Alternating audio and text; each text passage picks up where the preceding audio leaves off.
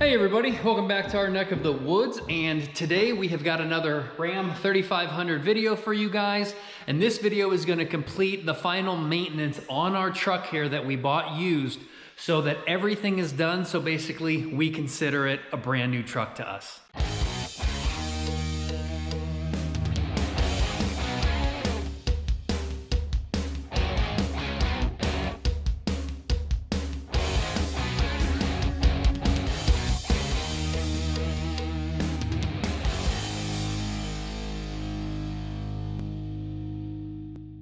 All right, so just to recap, we bought this truck at 58,000 miles and we've done a few things to it and some stuff that we haven't needed to do because while there wasn't a good report on the vehicle's maintenance history, Carfax at least had a few things done that we could see that was reported because all of the maintenance on this thing had been done at dealerships instead of just someone in their garage. So I actually had somewhat of a documented record of it, but I'm still not 100% on everything. So for example, the vehicle has had like 6 oil changes in its almost 60,000 miles. So I know we're good on the engine at least. When I bought the truck, the last thing that I could see from the dealership that I bought it from was they put brand new windscreen wipers on it. They put new front brakes. They did another oil change, and I can't remember if there was anything else, but somebody reset the fuel filter light. So the rear fuel filter and the engine fuel filter, that at least said 100% along with the engine oil. So I think the dealership actually did it. The other thing was they also changed out the air filter, so I know that was good. And while it wasn't documented, when we went ahead and changed out the CCV filter or the crankcase ventilation filter, when I put a brand new one in, the filter that came out looked brand new and it looked aftermarket because it said Fleet Guard and it didn't say Mopar. So I think they went ahead and did that also. But those two things, the fuel filters and the CCV filter, I just don't think they actually were able to document that. But to me, they did look brand new. So as far as I'm aware, a lot of maintenance has been done, at least kind of the crucial stuff. The only thing that now that I don't know about is we went ahead and changed out the transmission fluid and the transmission filter. I have no idea about the transfer case and I have no idea about the front and rear differentials. And just by looking how black the brake fluid is, I can say that that's never been changed out. So today we're at least gonna do the brake fluid, which you guys have seen me do on every single vehicle. And if you don't have an automatic air compressor bleeder system to get your brakes done in like 10 minutes, I don't know what the hell you guys are waiting on. It is the simplest thing to do, to just hook up to an air compressor and suck the fluid out and you're done like that. But again, you guys have seen me do it literally on every single vehicle, and I'm not gonna show that today because brakes are brakes. You do it once, you've done it 100 times. But we forgot to do that transfer case, like I said, when we did the transmission and the transmission filter. And again, I have no idea about the front and rear differential. And if we actually look at our manual like we should, which I have made the mistake of not doing that, and some of the online things, they basically were sooner than needed. So I do recommend looking at your manual. We can see how many mileage and how often everything should be changed out. So for example, on the engine oil, it says every 15,000 miles. I don't really agree with that. I would do it sooner, or it does say every 12 months or 500 hours, whichever comes first. To me, I think that's a little bit too long for an expensive engine. So we now have 65,000 miles on the truck. So we're at about 7,000 miles. So now actually probably is an okay time to do the engine oil, but that's up to you if you want to spend the money. So here, for example, the front and rear differentials in my book, at least, it says every 36,000 miles. And since again, there's no record and we're at 65, the differentials may have never been changed out.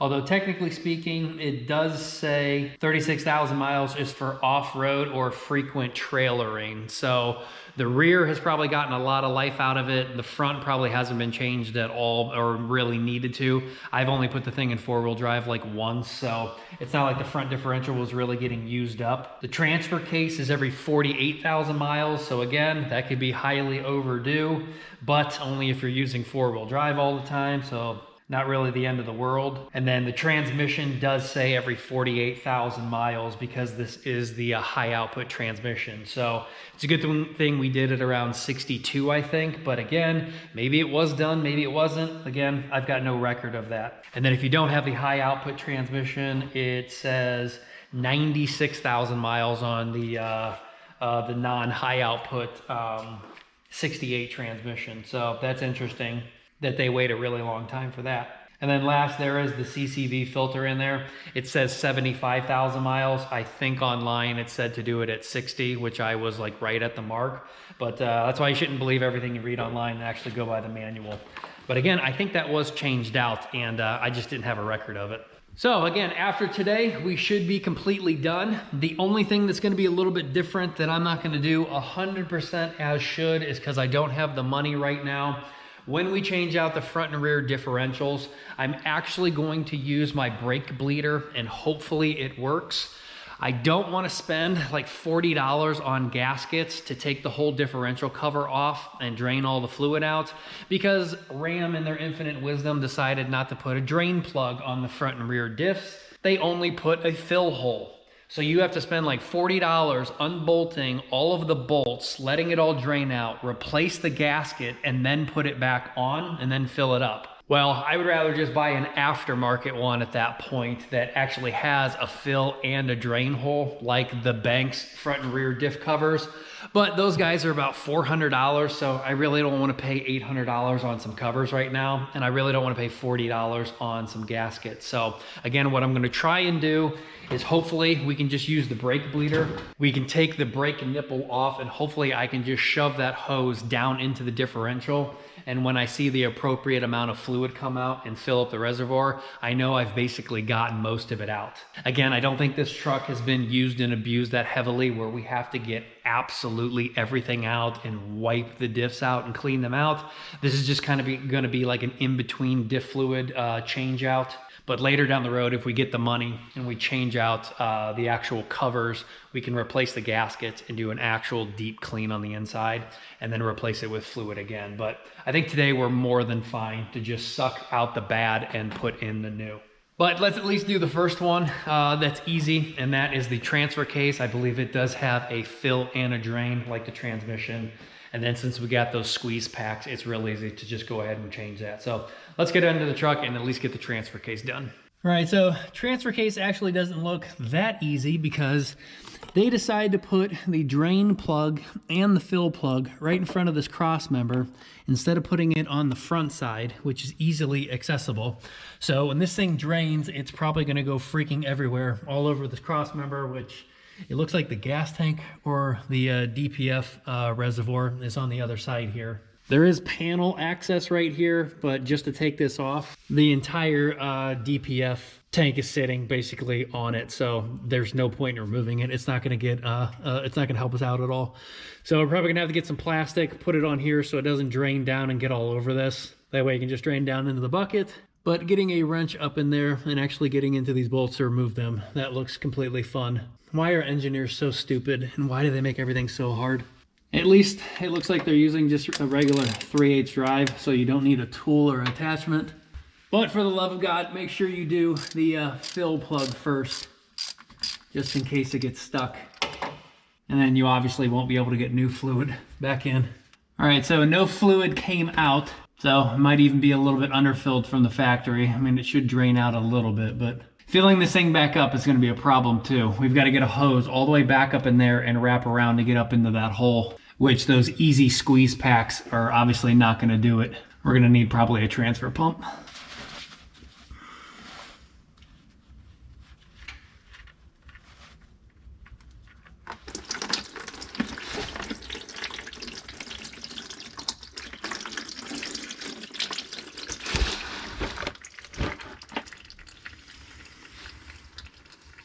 And I made a mess.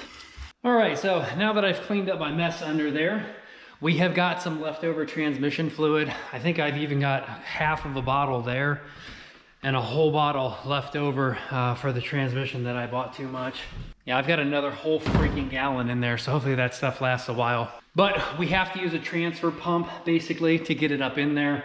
Luckily, this transfer pump has a small enough hose, and the transfer case only has 1.7 or 2 quarts, depending which one you have. I don't know what comes on the high output. It's probably the 2-quart version. So there's a little bit of pumping involved, but yeah, I wish I could have used one of these like easy squeeze packs if the thing was turned the other way. But we gotta pump it up in there until basically it all leaks back out. But as for continuing to use the AMSOIL product, again, I am doing that because I pay the $10 a month and I get 25% off all AMSOIL products. So the fact that we have 3 vehicles now, plus the mower, it just makes sense to pay the $10 a month, because this order that I placed was over $400 for all of the gear oil and stuff. And I bought engine oil also. And yeah, to save 25% to get that 400 down to 300, that really does save on money again when you're doing so many vehicles and stuff in your garage. So I would just go ahead and pay the $10 a month and save. But let's get this transmission fluid up in the transfer case, and then we'll be done with at least this part. And while I got you guys down here, 2 things I wanted to note. One, I did do the transmission incorrectly. I checked the fluid when the transmission was sitting here with the engine off. That is the incorrect way to do that. The engine should actually be running.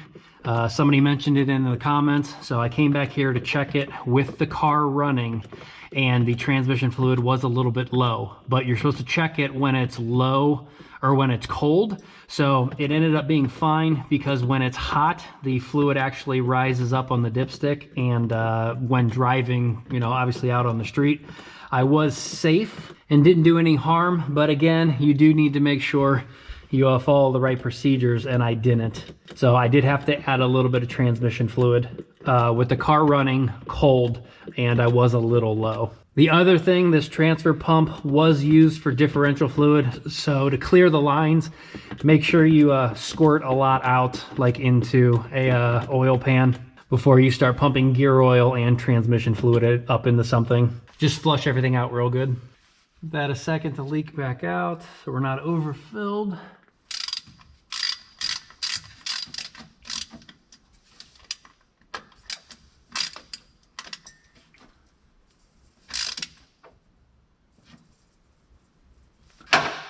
And make sure you get your excess off with some brake cleaner.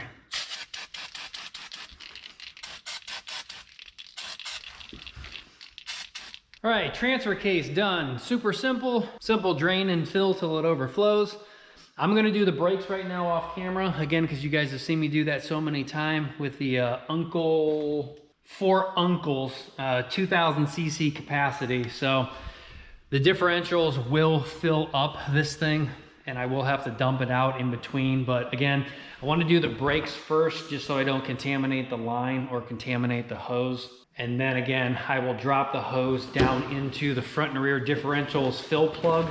Since this little guy is super small and super flexible, hopefully it pops off of there. But yeah, I just want to stick that hose down into the diffs, and hopefully the suction is strong enough, because differential fluid is very thick and heavy. If it doesn't work, we're gonna have to wait for another day. I will have to purchase the front and rear seals. But again, I don't want to purchase the front and rear seals more than once, so I'll have to basically just drop money on like an aftermarket cover. But again, fingers crossed this will work, but I want to use this on the brakes first before I take this off, and then we'll see if it works on the differential fluid. Alrighty, brakes are done. Go ahead and suck some of the fluid out of the reservoir first, so you're not sucking dirty fluid all the way down through the system. Refill it back up, and then on this truck, stupidly easy, because there's only nipples on the inside, unlike the track car where it's a 4-piston. It's only 2 pistons on every single side. So you don't have nipples on inside outside, so you don't have to jack the car up. You do not have to take the wheels off. You can simply just get from behind underneath and suck all the fluid out, and you've got brand new fluid in your truck in about maybe 15 minutes. Although since I did suck a liter out of the reservoir and then I put in a liter, I am a liter low actually. So I'm above the minimum mark, so I can get to the store, but I do have to put probably another 3/4 of a bottle in there, and then I'll be good with brake fluid all around. So now let's see if the brake bleeder will work. just by sticking it in the rear differential. Let's start there first, I guess. Let's see how long or how viscous it is back in there. I was out driving, so it is warm, and it's warm in the garage, so it's not like the fluid is frozen to make it even thicker. But fingers crossed, let's see if we can't suck all of the differential fluid out and we can replace that with new. All right, I'm not entirely confident this is going to work, but it most definitely beats having to take off all of these bolts and replace a gasket. But if you guys do believe the hype of the Banks infomercial, you'll see that just replacing this one day with a better one that has a drain and a fill. Banks swears that on the inside of this, the fluid is just all like thrown around and it's a mess, while their differential cover has like groove channels that throw the oil like appropriately, like back all over the gearing. Plus it's got veins on it that scoop up air and keep the differential a hell of a lot colder. Again, could just be a marketing ploy, but I think anything is better than having to do it this way or having to do it a dumb way to removing all this crap off of here.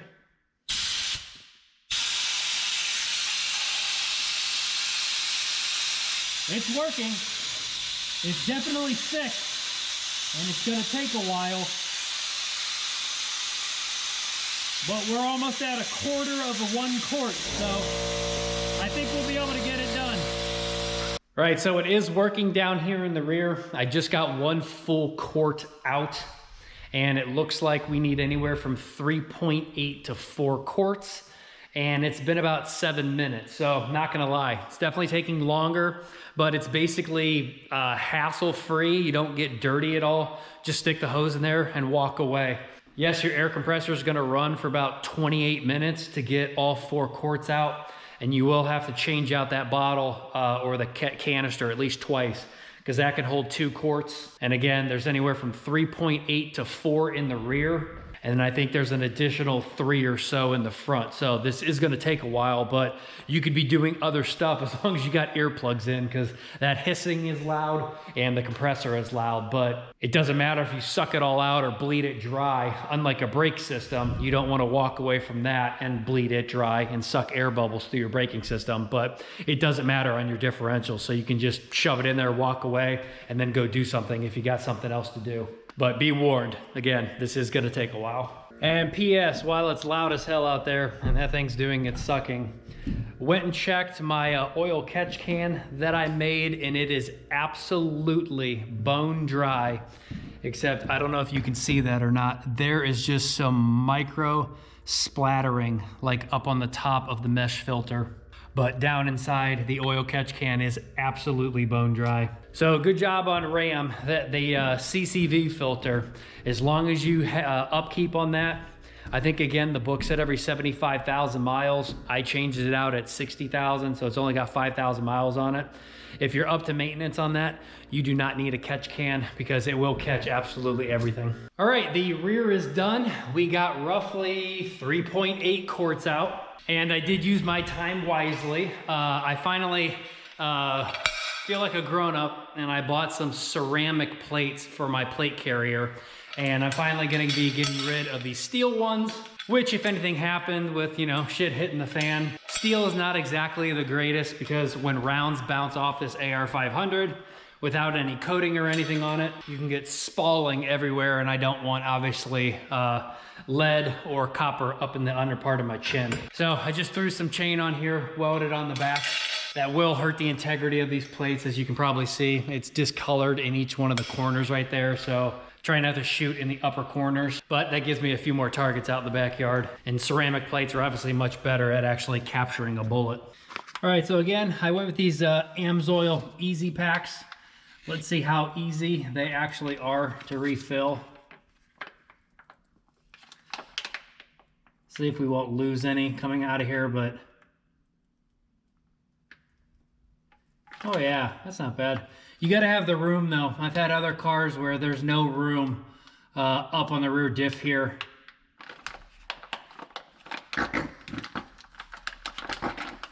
I like that, that's nice. You pay for them. Trust me, they're a hell of a lot more expensive than the gallon jugs. But that is pretty darn nice, and it's gonna be pretty easy to put 4 quarts back in here this way. But these are nice, as these pretty much get 100% empty. So let's squirt a tiny little bit more in, and then we gotta do the front. All right, Picasso, I like it.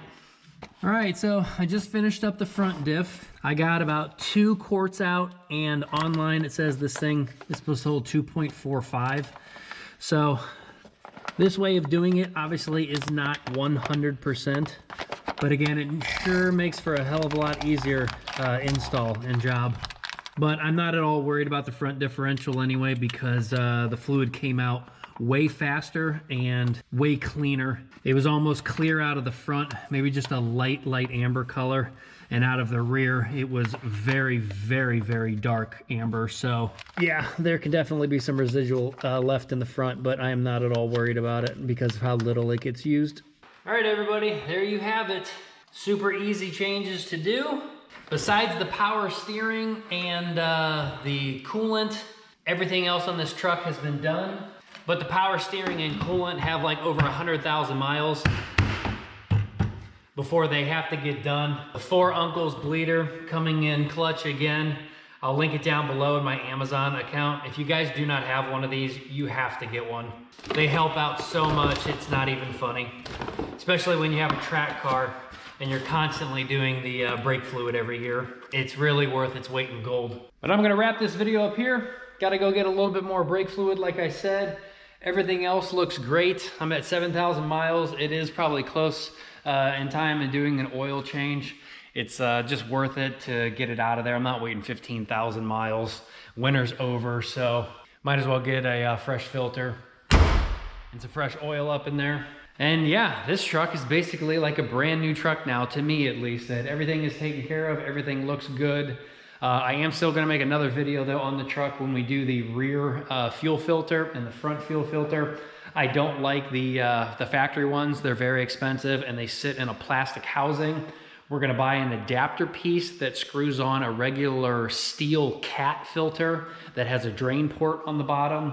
Just a little bit heavier duty construction, and the cat filters are way cheaper than the OEM drop-in. Basically, they're not even made of plastic. It's literally just a foam insert. So I can't understand how they're that expensive when Cat makes the same size paper filter but puts it in a steel housing with a drain on it and then can paint it yellow, and it can be like 3 times cheaper than just a drop-in paper one. That doesn't make sense to me. But they're bigger, more heavy duty. So I want to put those on there and we'll make a video about that. Other than that, let me know what you guys think down below. Comment, and if you got any other suggestions for this guy, let me know. Till then, I'll see you next time. Take care.